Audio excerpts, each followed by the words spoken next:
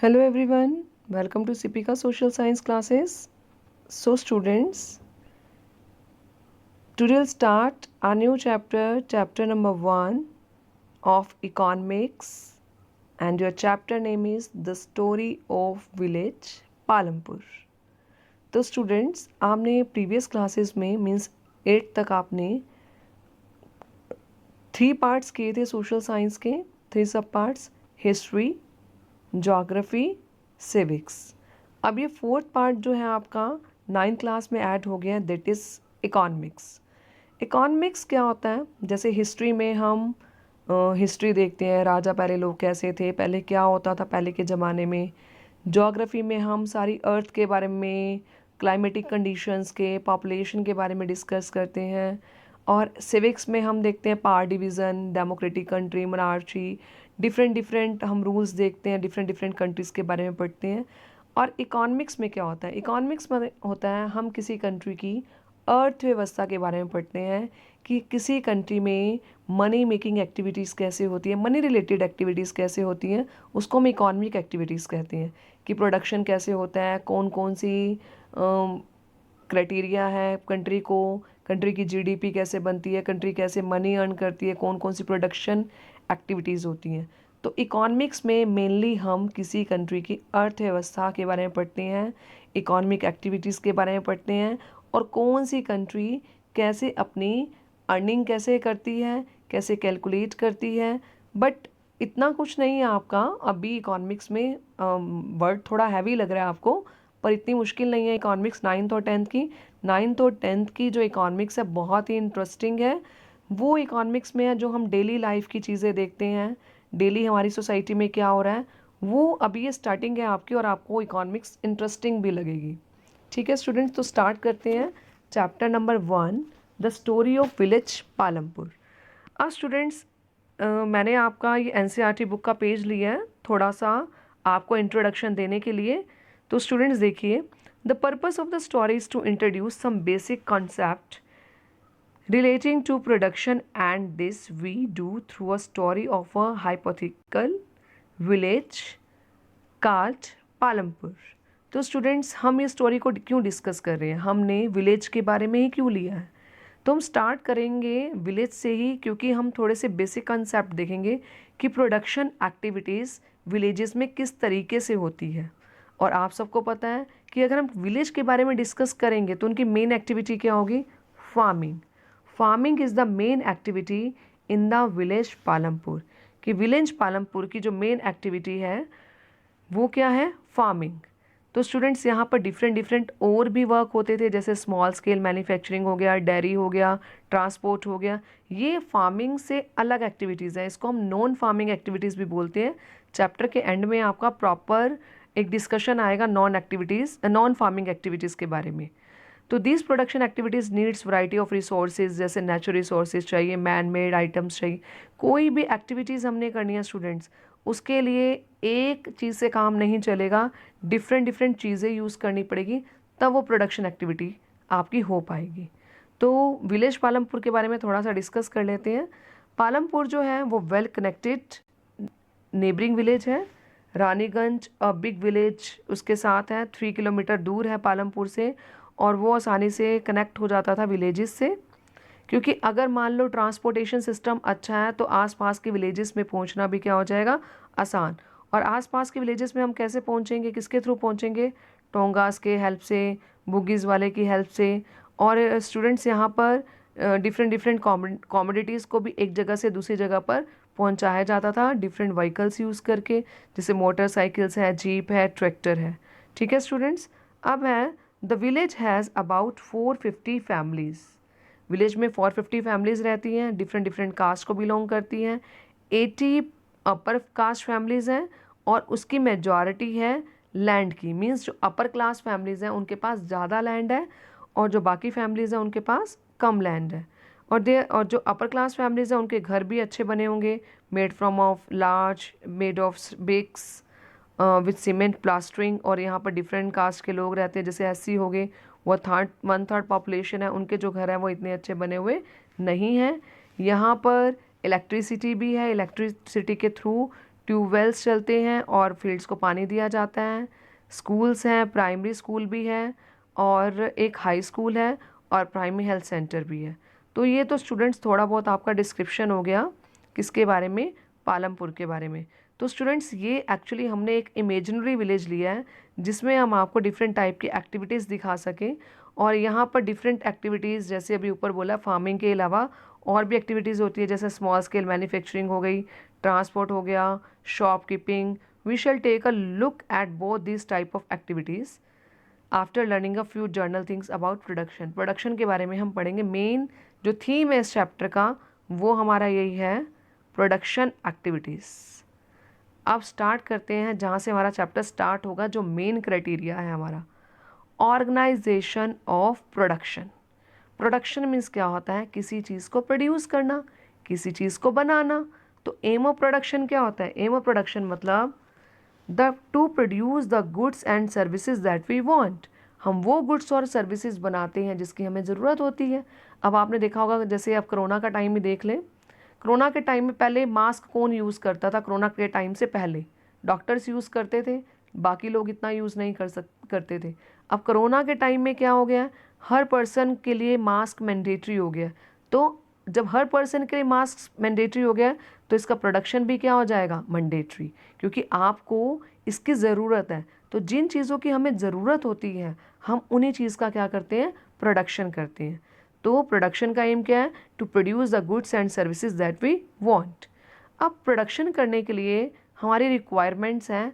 अगर मैं एक छोटा सा, बिल्कुल छोटा सा एग्जांपल आपको दूं कि मैंने एक शॉप खोलनी है, उस शॉप के लिए मुझे क्या चाहिए, उस शॉप के लिए आप बताइए, मुझे सबसे पहले लैंड चाहिए, ठीक है।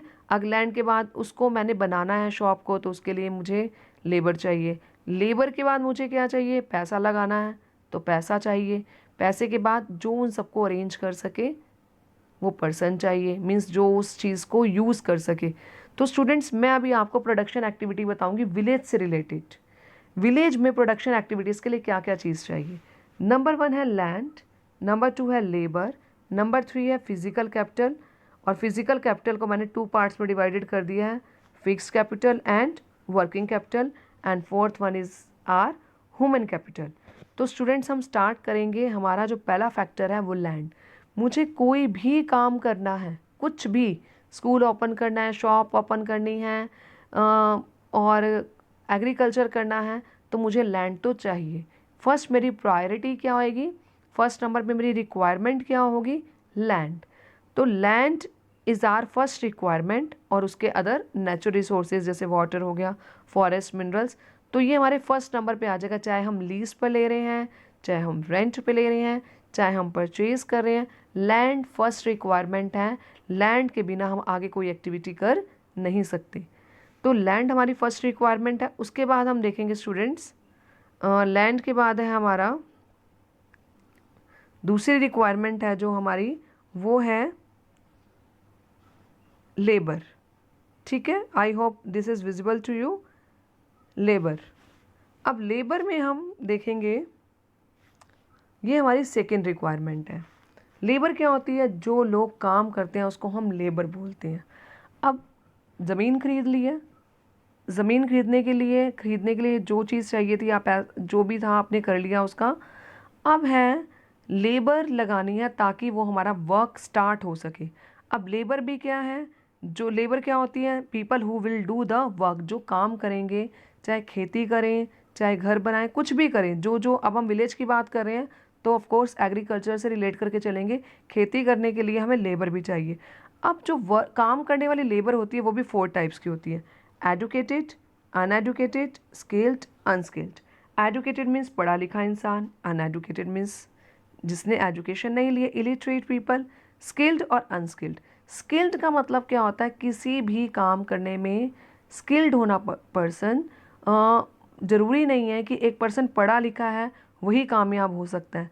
स्किल्ड पर्सन जैसे किस चीज़ में स्किल है, डांसिंग है, डांसिंग एक स्किल है, कैलीग्राफी हो गई, आर्ट हो गई, और अगर हम बात करें एक्टिंग की, वो भी एक स्किल है। अगर कोई पर्सन घर बना रहा है, वो पढ़ा लिखा नहीं है पर वो घर अच्छा बना रहा है, तो वो भी उसके अंदर स्किल है। तो स्किल्ड पर्सन भी आसानी से अर्न कर सकते हैं। अनस्किल्ड, जिसके पास कोई स्किल ना हो।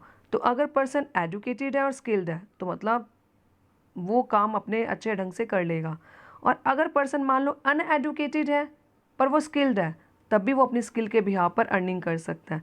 पर अगर पर्सन अनएजुकेटेड है और अनस्किल्ड है तो वो मैनुअल लेबर ही करेगा, वर्क करेगा मैनुअल लेबर की तरह।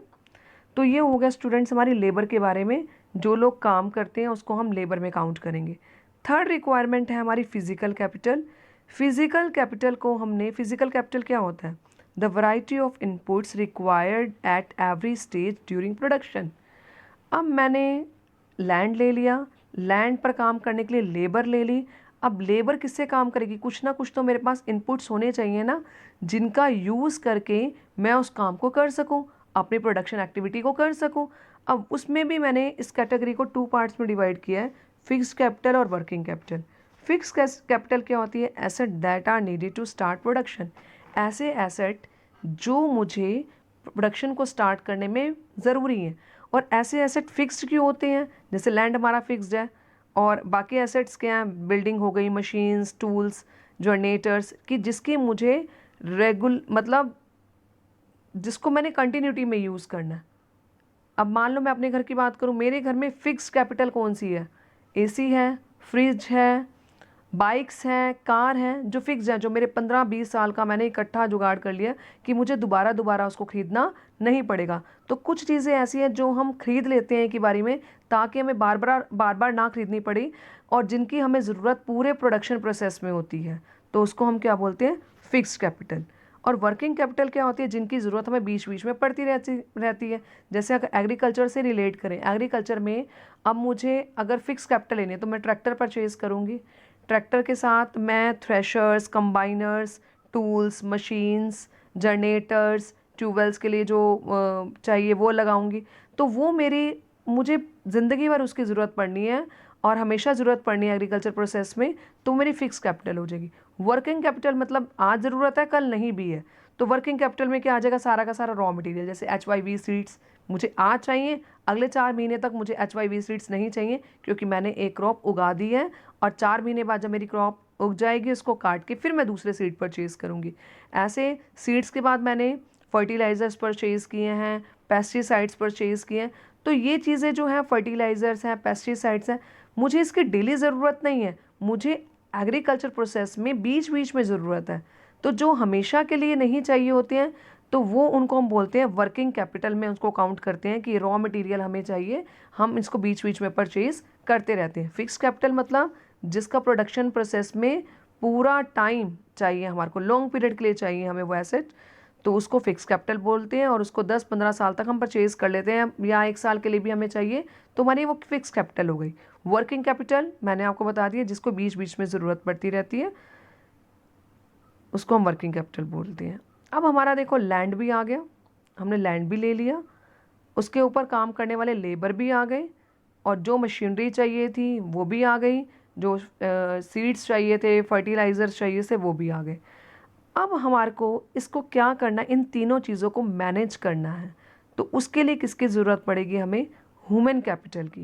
Human capital means the knowledge and enterprise, means एक ऐसा पर्सन चाहिए जो इन तीनों चीज़ों का यूज़ करके प्रोडक्शन प्रोसेस को कामयाब बना सके। मीन्स उस पर्सन के अंदर स्किल होनी चाहिए। जैसे एक प्रिंसिपल होती है स्कूल में, प्रिंसिपल क्या करती है?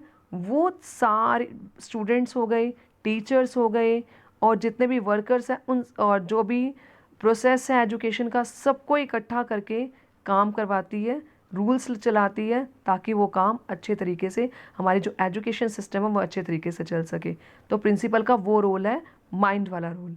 ऐसे ह्यूमन कैपिटल का मीन्स क्या है? ह्यूमन कैपिटल क्या है? जो लेबर, लैंड और फिजिकल कैपिटल का यूज़ करके प्रोडक्शन प्रोसेस को ईजिली करवा सके।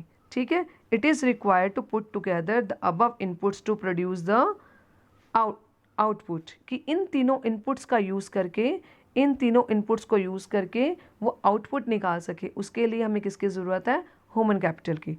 तो स्टूडेंट्स, आई होप आपको क्लियर हो गया होगा कि प्रोडक्शन प्रोसेस क्या है। प्रोडक्शन का मीन है कि जो चीज़ें हमें ज़रूरत होती है हम उन्हीं चीज़ों का प्रोडक्शन करते हैं। ऐसा तो नहीं है कि हम वो चीज़ बना रहे हैं जिसको खरीदने वाले लोग ही ना हो, कभी नहीं वो चीज़ बनाएंगे, नहीं तो हमारा बिजनेस लॉस में जाएगा। हम उन्हीं चीज़ों को बनाते हैं जिनकी हमें ज़रूरत होती है, जिनकी लोग डिमांड करते हैं।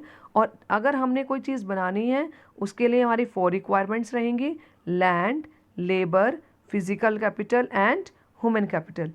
आई होप आपको प्रोडक्शन प्रोसेस में इन 4 फैक्टर्स के बारे में आपको समझ आ गया होगा। तो स्टूडेंट्स, अब हम अपने नेक्स्ट वाले लेक्चर में हम डिस्कस करेंगे अपना new topic. Okay students, thank you.